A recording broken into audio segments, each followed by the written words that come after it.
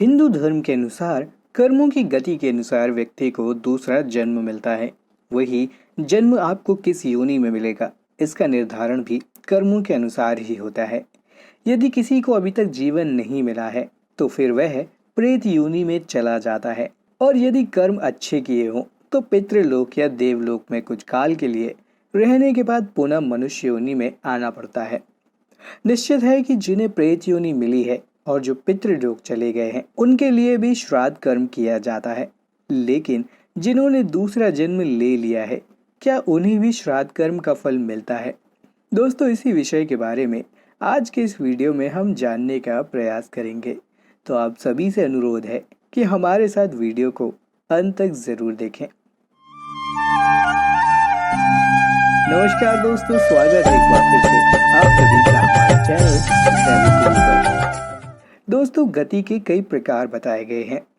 प्रेत योनि में जाना एक दुर्गति है। पितरों का श्राद्ध करने वाले और उनका तर्पण करने वाले उनकी सद्गति के लिए हमेशा सहयोग करते हैं। हमारे जो पूर्वज पितृलोक नहीं जा सके या जिन्हें दोबारा जन्म नहीं मिला, ऐसी अतृप्त और आसक्त भाव में लिप्त आत्माओं के लिए गया में मुक्ति तृप्ति का कर्म तर्पण और पिंडदान किया जाता है। कहते हैं कि गया में श्राद्ध करने के बाद अंतिम श्राद्ध बद्री का क्षेत्र के ब्रह्म कपाली में किया जाता है, जहां से आत्मा प्रेत योनि से छूटकर मनुष्य योनि में जन्म ले लेती है या फिर पितृलोक में पितरों के साथ निश्चित काल के लिए चली जाती है। दोस्तों, मान्यता है कि पितृलोक में किसी आत्मा का पहुंचना बहुत ही सौभाग्य की बात होती है। वहां वह अपने सभी पूर्वजों से मिलकर सभी संतापों से मुक्त होकर रहती हैं और सुख भोगने के बाद एक निश्चित काल के बाद मनुष्य योनि धारण कर लेती हैं। दोस्तों, यजुर्वेद में भी कहा गया है कि शरीर छोड़ने के पश्चात जिन्होंने तप या ध्यान किया वे ब्रह्मलोक चले गए, अर्थात ब्रह्मलीन हो जाते हैं। कुछ सत्कर्म करने वाले भक्तजन स्वर्ग चले जाते हैं। वहीं राक्षसी कर्म करने वाले कुछ लोग प्रेत योनि में अनंत काल तक भटकते रहते हैं और कुछ पुनः धरती पर जन्म ले लेते हैं। जन्म लेने वालों में भी जरूरी नहीं है कि वे मनुष्य योनि में ही जन्म लें, अतः ऐसे पूर्वजों को भी उनके वंशजों द्वारा किया गया श्राद्ध कर्म लगता है।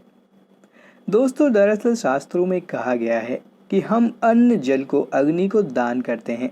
अग्नि उस जल और अन्न को हमारे पितरों तक पहुंचाने का काम करती है, जिससे कि वह तृप्त हो सके। श्राद्ध और तर्पण जिसके निमित्त किया गया हो, उस तक जल और अग्नि के माध्यम से यह सुगंध के रूप में पहुंचकर उन्हें तृप्त करता है। वास्तव में श्रद्धा पूर्वक श्राद्ध में दिए गए भोजन का सूक्ष्म अंश परिणित होकर उसी अनुमान और मात्रा में प्राणी को मिलता है जिस योनि में वह प्राणी वर्तमान में है। इस संबंध में पुराणों में कई जगहों पर उल्लेख मिलता है कि उस जीवित प्राणी को भी श्राद्ध के भोग का अंश मिलता है, जिससे कि उसका हृदय तृप्त हो जाता है। जल, अग्नि और वायु उसके अंश को पहुंचाने में माध्यम बनते हैं। तो दोस्तों, इस तरह से जीवन मिलने के बाद भी हमें हमारे वंशजों द्वारा दिए जा रहे दान का फल मिलता रहता है। तो दोस्तों, आपको यह वीडियो कैसा लगा, हमें कमेंट सेक्शन में कमेंट करके ज़रूर बताएं। वीडियो पसंद आया हो तो ज़्यादा से ज़्यादा लाइक और शेयर करें।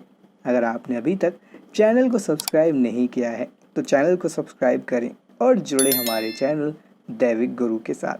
तब तक के लिए आप सभी का धन्यवाद।